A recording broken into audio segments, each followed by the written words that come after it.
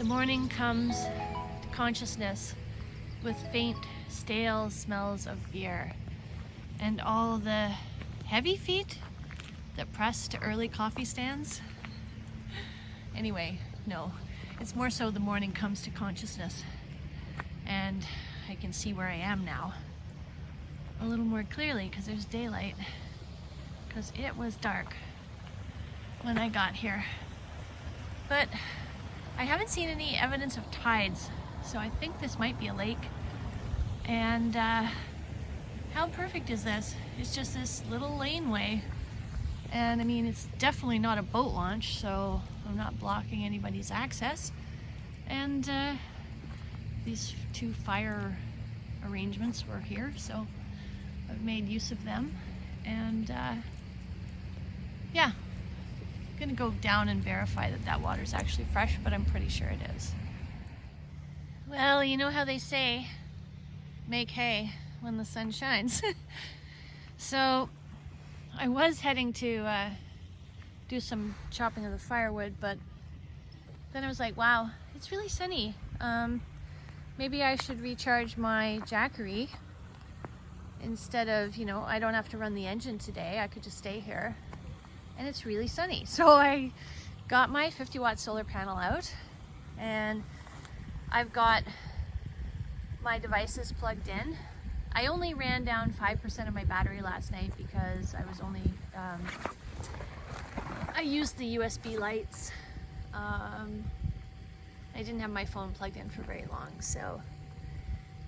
But I decided, well, hey, I can charge up my vacuum because it uses about 30% of my battery capacity of this Jackery 160 when I charge it. So why not, you know, charge it up back to full while we're bringing in 34 watts, you know. And honestly,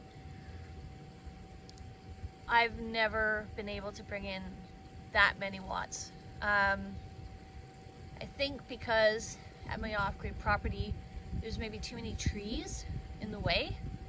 And so I have achieved around 30, 29, 30, 31, but I was getting a solid 35, 34 watts, and I'm still getting 34 watts from it being on this particular angle. In this spot, you know, by the lake, so it's completely unblocked. You know, there's nothing in the way. Now it's a 50-watt panel, and so that's interesting and to note if you're going to look into solar, is that, you know, you never get the full amount. At least I've never, you know, seen anything, you know, more than 30 until today. And so, and this 35 watts was the most I've ever seen. Maybe I can adjust the angle and get a little bit more, I'm not sure. The angle matters as well. So yeah, I'll try that, just for fun, since I'm getting more wattage than I'm used to. So the new angle is 23 watts. I'm not sure if you can see it.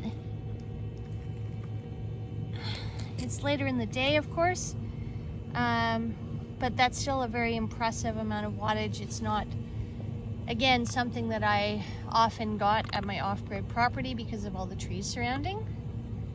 And this is the driest, warmest day that I've had since I've been in BC, for sure. I've dried my newspaper kindling that became damp, even though it was in the storage compartment. It's nice and dry now. I've got my tank top drying over there on a rock. And yeah, so there you have it. Charging my laptop up. And oh, I'm at, oh my God, I'm already at,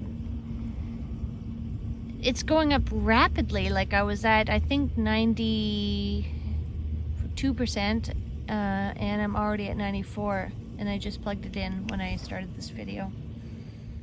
The message at the end of the day is, if you just have simple things that charge by battery, I have a battery operated hand blender. I have a battery operated vacuum. I have a battery operated Dremel. Obviously laptop and phone. That a 50-watt solar panel and the Jackery 160 with a little bit of carefulness it will do you. I do have the Jackery 1000, which will store it'll store more power, but I was actually surprised. So when I had my laptop plugged into that all night and I watched a movie, and the laptop was, I think, about 63% when I first plugged it in, I actually drained the battery from 95% to 66 or so, maybe even 62. So I drained the battery about 30%, which really surprised me because, you know, this little thing, I would say, has performed better for what it is, and definitely for the cost. I've charged my laptop from it before. I've watched movies from it before. It charges faster. Yeah, anyway, so I changed the angle to be more facing the sun, and immediately the battery went to 100%. And I think I'll have to unplug it from the solar for a little bit and let the battery drain to charge my phone in order to be able to assess how many more watts I'm bringing in based on this new angle. It's nice to find a bread tie. Bread ties are my mother. I actually couldn't stand them until I was packing up the house, and it's funny that you know, it just represents how I grew up, which was in a bit of a hoarding environment, complete and total clutter. And my mother, she only got worse as the years went on, and I remember coming back with my daughter when she was about 18 months old, and my mother had a jar of bread ties at this time, and a bag, Ziploc bag, you know, full of bread ties, and then she had a pile of bread ties beside that. And I went, hey Mom, what's with the bread ties? And she said, I keep them in case I need one. I said, okay, how about you keep one, maybe two. Anyway, it's just, I've been unable to handle bread ties, and oddly enough, both my kids at different stages used to try and keep them and put them in a drawer. So I don't know if they got that from their grandmother or what, but as I was packing up the house, and it was interesting because I hadn't even bought bread in months, like literally months, at least 4 months, because I don't really eat bread. So I only was buying bread if I had to make sandwiches because I was having, you know, company or something. So anyway, I kept finding more bread ties, and they would be like right on the counter or something, and it was really odd. I thought the universe or the wood fairies were kind of fucking with me a little bit, and you know, or you know, just saying hello from my mom. For me, you know, they were doing that, so that was interesting. And yeah, so it's interesting to have ended up at this campsite, and I'm literally, you know, 20-30K down a really pothole filled, bumpy, disgustingly horrible for your shocks logging road, and yeah, and there's a bread tie.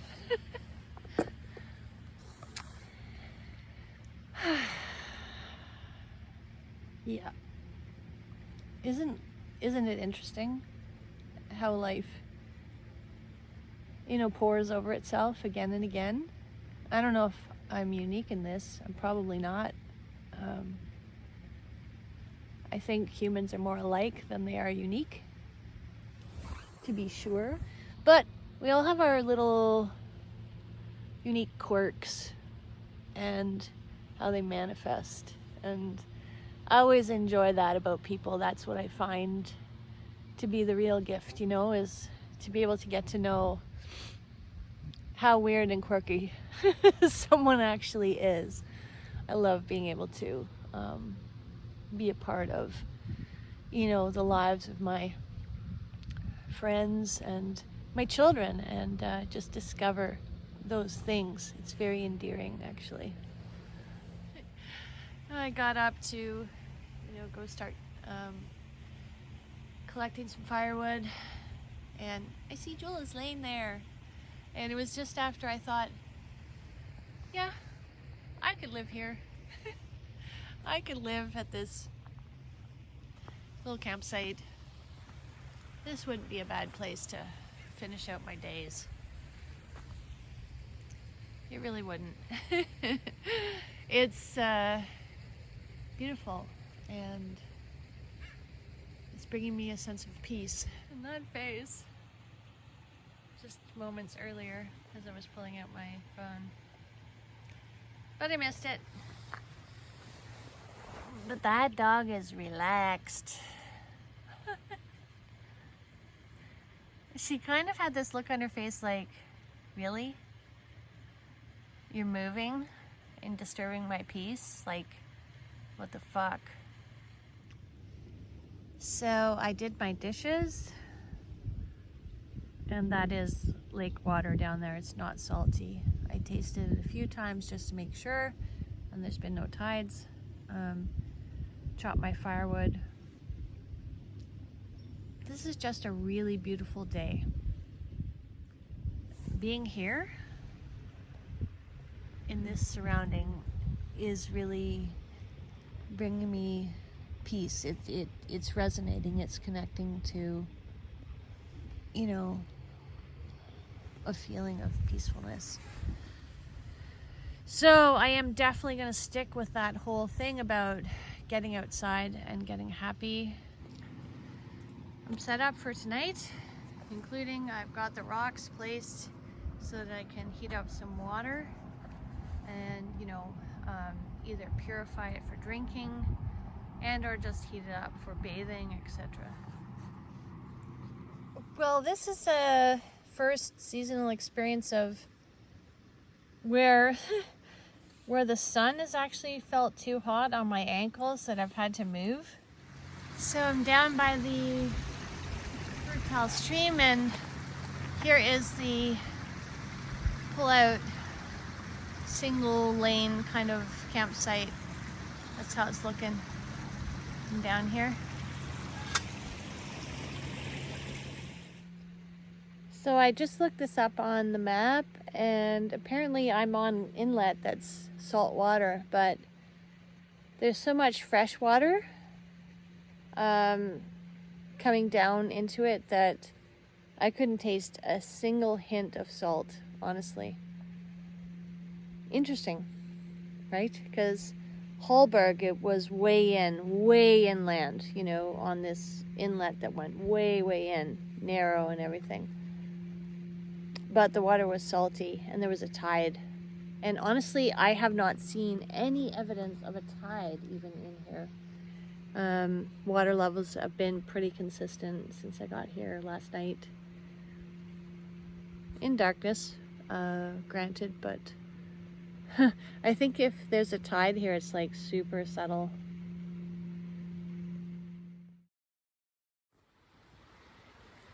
It is really nice to just be in a place where I'm allowed to be here and no one cares, So that's a real thing. And there's Jules on her little carpet.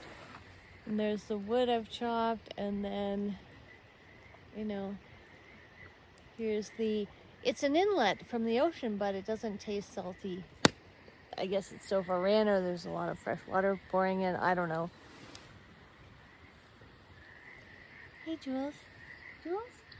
Hey, Jules. Hi. Anyway.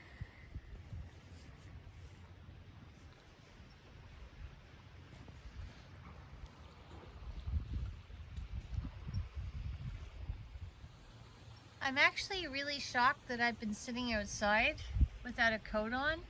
I'm just in my long sleeve t-shirt kind of thing.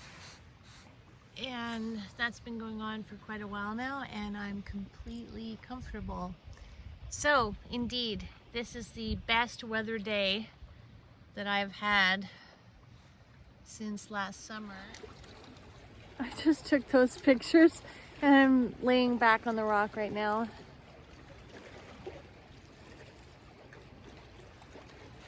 And there's this.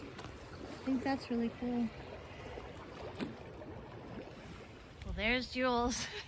No problem with finding a comfortable spot to just lay down and relax in this environment. And, well, maybe she's just so smart that way, because it is amazing.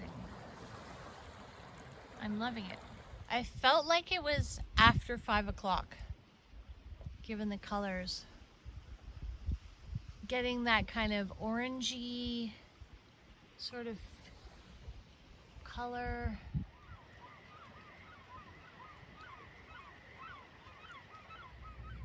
Yep, she's checking it out. Jules is like so stressed out right now. Words of affirmation and touch are number one. They are equally important on the scale. What's new is that I'm just sort of beginning to understand and see the patterns in my life. I'm just sort of beginning to see that there are these other ways that people are showing up for me that I didn't see before. That I've had more love in my life than I realized. Now with her, I get it. Like, she doesn't even want to eat or drink unless I'm sitting near her, so I get it. But with human beings, I'm stupid. Really, really stupid. And naive and all those things, right? It's okay. Yeah, oh. I guess I'm just really starting to see there's a pair of birds flying away together. That's so cute. I'm starting to realize how stupid I've been. And that's okay. I mean, we're just going to be dead soon at some point anyway, right? So why does it even matter? It's not like I, have to care about being embarrassed or something, because whatever. I mean, in 5 years, no one will even know, other than the fact I'm admitting it on video. And if the video survives, then maybe people will know it for a little bit longer, and hopefully they do, and only because I would really love it if everyone could just forgive themselves. For the vast, overwhelming majority, it's going to be okay. If you're not out murdering children or raping children or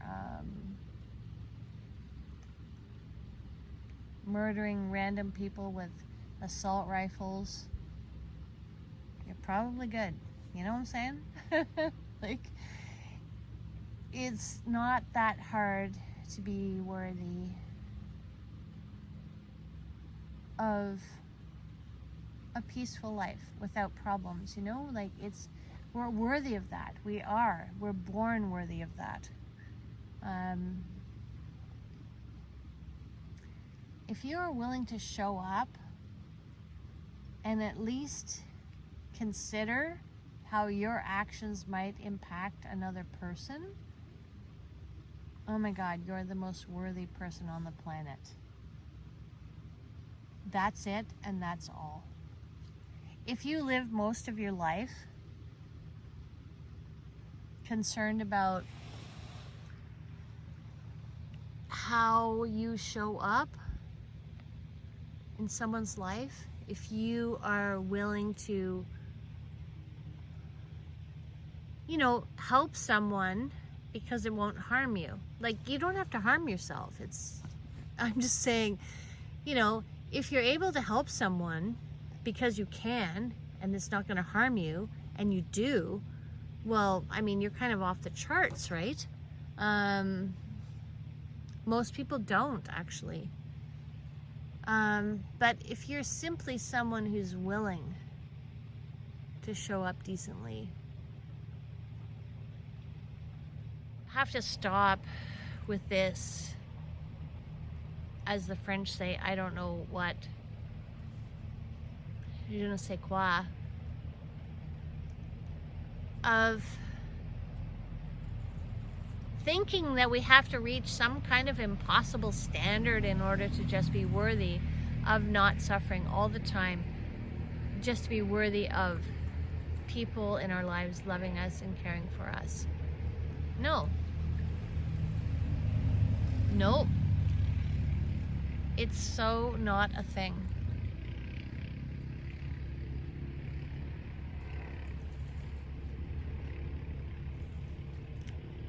It is so not a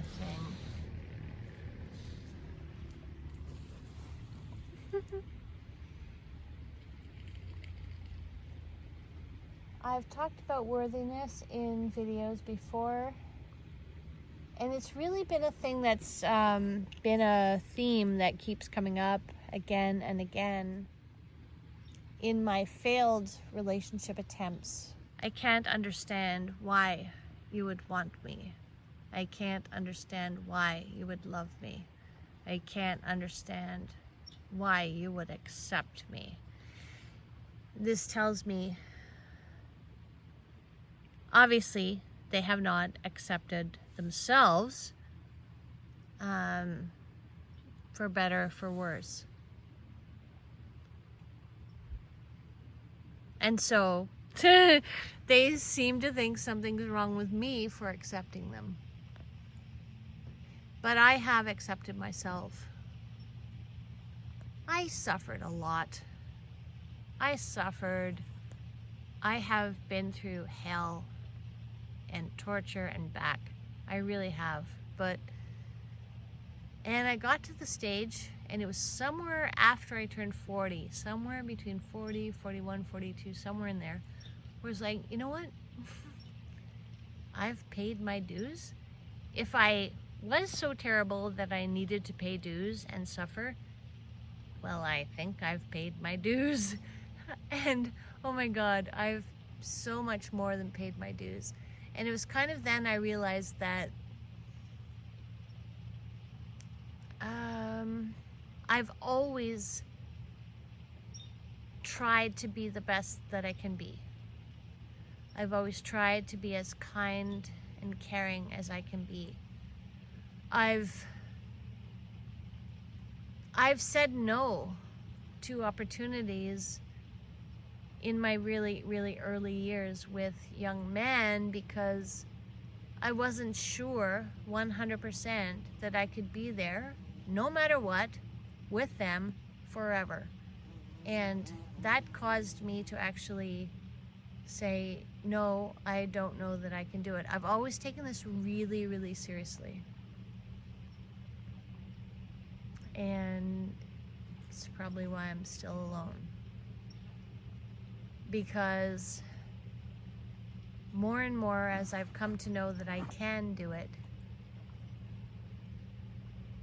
and I think with a little coaching, I actually can do it. I mean, I've learned how to appreciate a man. And at the end of the day, if I can appreciate all the little things that are done for me, you know, giving me a little hug, making some kind of meal that I would enjoy, helping me load the groceries even out of the car, helping me carry the load. I appreciate all those things so much. And I know that appreciation is a huge, huge thing for, it speaks to a man. Being appreciated totally speaks to a man. It speaks to me too. And it encourages a man to want to do more. It's like, oh my God, because I think at the end of the day, as we were originally programmed, was that a man does really want to love and please a woman, or, you know, whatever sphere he's attracted to, you know? So, and likewise for women, like, I don't, you know, I'm not saying it has to be man, woman, etc.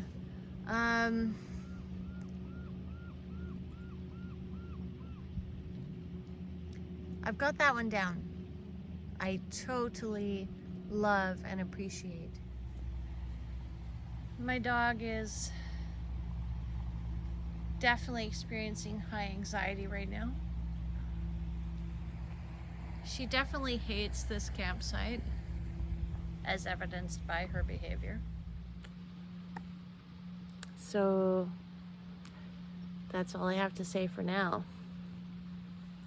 Well, it's only 5:42, but I think I'm gonna get the fire going. I just keep continuing to be worried about getting it going, so I think I'm gonna do that.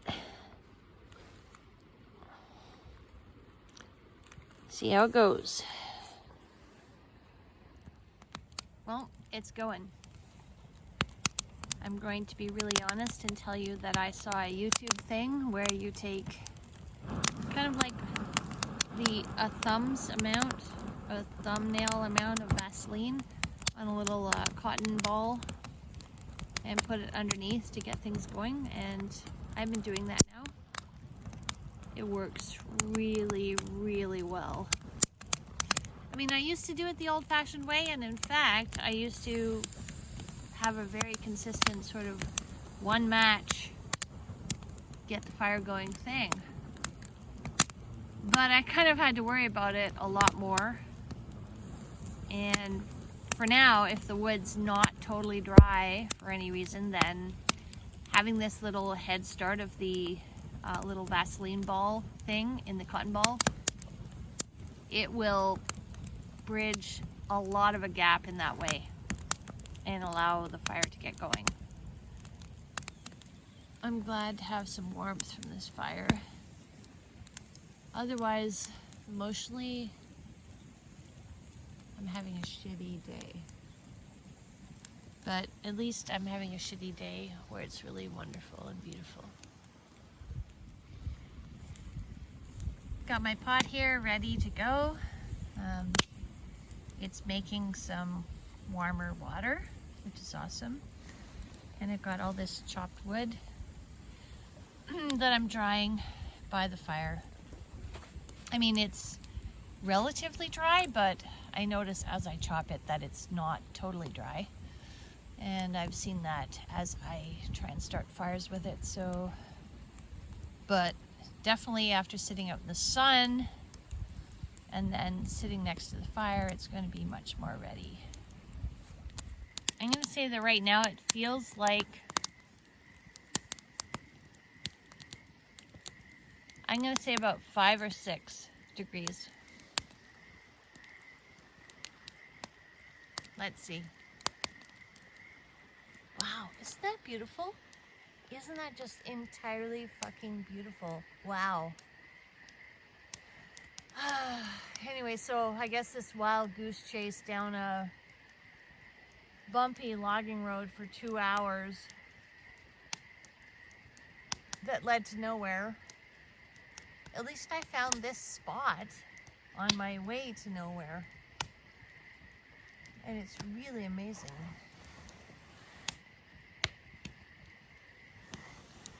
I'm really loving it.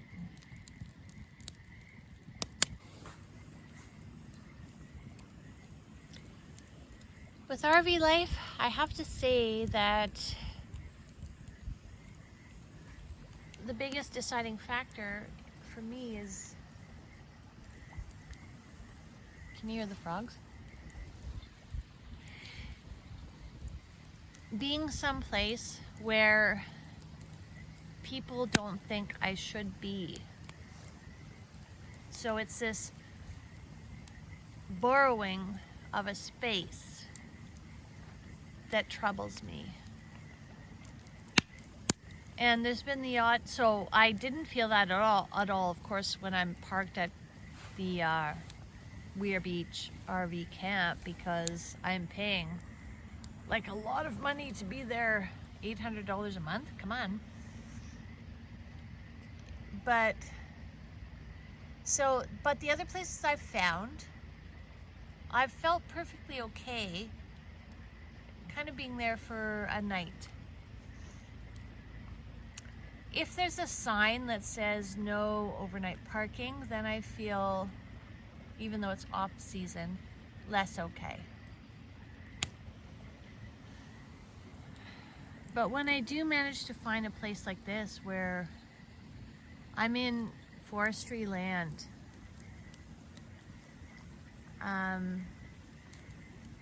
there's kind of no rules. It's a little bit like Crown land. Well, I mean, it should be Crown land. It is Crown land, but you know, the government has given over all the resources to a company and a corporation, and so our wild lands are very much controlled and being used and having all resources extracted by different companies, right? And that is how it's been for many decades. So, however, having said that, when I am in either Crown land or in BC, there's a lot of, quote, forestry owned land. Well, they just don't give a shit, really. You know, you can kind of hang out there as long as you're not really getting in the way. And so it feels really great because that's what I'm kind of doing right now. I'm in some forestry land property. It was not pleasant getting here, you know. It took me 2 hours plus, and there's Jules. The road was horrible,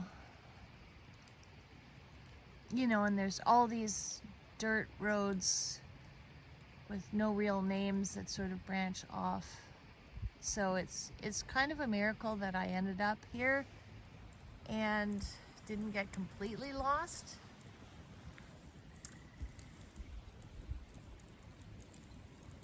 But it's really lovely to feel like I'm not putting anyone out, and I'm not breaking any rules by being here, because I'm allowed to be here. And so that is at the bottom line what is the difference for me between enjoying RV life and not enjoying it. I don't like the urban camping experience where, you know, people are looking out of their houses going, oh my God, please don't be another, you know, homeless, drug addicted person who's going to start collecting shit and piling it outside and blah, blah, blah, right? That was, and there is that going on. So I don't blame them, actually, because I've been a homeowner myself, and honestly, if somebody parked their vehicle right outside my place and started then piling shit outside of their vehicle and just living there, it would be really, really unpleasant for me too. So I don't blame people for having this perspective at all. It's just unfortunate that there's so many people that are living in such a state of shit that they are, you know, occupying parks and streets and places that are normally shared by the community at large, and just taking them over. And then it's even more sad that some of those people who are doing that are even being arrogant about it and violent.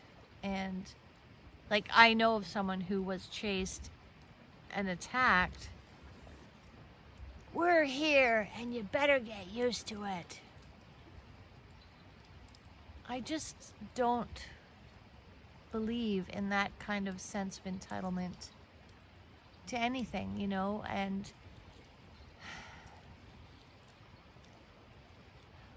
by being born, are we really owed anything at all?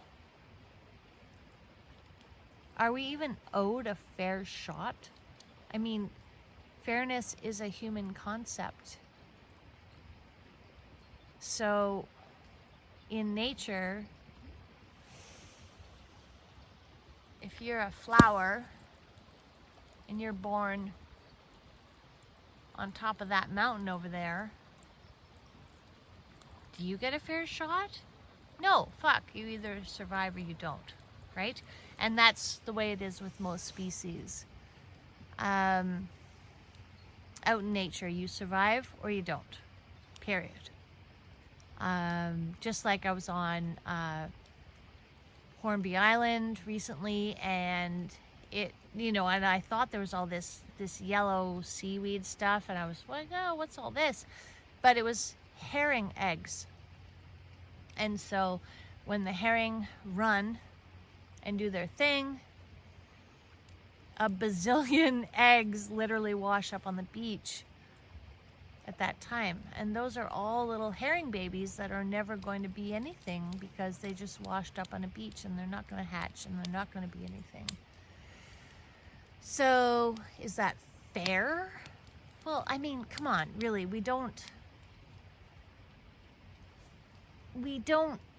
there's fair. Okay, so fair. Is it fair? No, okay. We apply that in a human society when we are doing well enough that we can apply that. You know, this is a higher level, more first world, more everything's going so great kind of a concept to ask if things are fair. Because life is not about fair. At the end of the day, human beings, we are a creature, we are a species, and we are born to this planet, and we have had some intelligence that has caused us to survive maybe longer and procreate more so than we should have, and maybe also will be our demise because we're intelligent enough to do, well, we have a wide range of intelligence, you know, in our species. So, you know, we might be intelligent enough to have figured out the wheel and the fire and